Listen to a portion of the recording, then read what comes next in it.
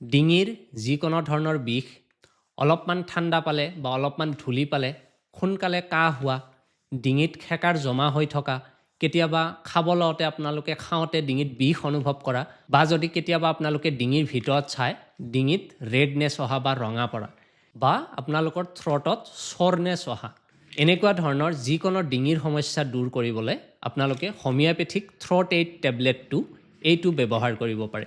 টেবলেটটো একেবাৰে ছেফ হয়। আপোনালোকে চাই ল'ব, এইটো টেবলেটটো বেকচন কোম্পানীয়ে বনায়। এই টেবলেটটো ডাঙৰ মানুহৰ ক্ষেত্ৰত এটাকে টেবলেট দিনত 3 বাৰ খাব দিয়া হয় আৰু 15 দিনলৈকে কণ্টিনিউ কৰিব দিয়া হয়।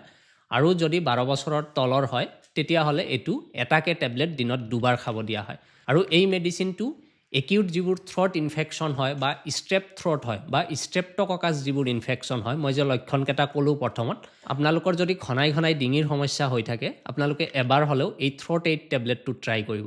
চাব আপোনালোকৰ সমস্যাটো দূৰ হৈ যাব। আপোনালোকৰ যদি ৰিপিটেডলি ডিঙিৰ সমস্যা হৈ থাকে, ঘনাই ঘনাই যদি আপোনালোকে প্ৰব্লেমত পৰি আছে বা ট্ৰিটমেণ্ট কৰিও যদি আপোনালোকে ইয়াৰ পৰা উপশম পোৱা নাই, তেনেহ'লে আপোনালোকে এবাৰ হ'লেও অথেণ্টিক জাৰ্মান হোমিঅ'পেথিক ট্ৰিটমেণ্ট লৈ চাব।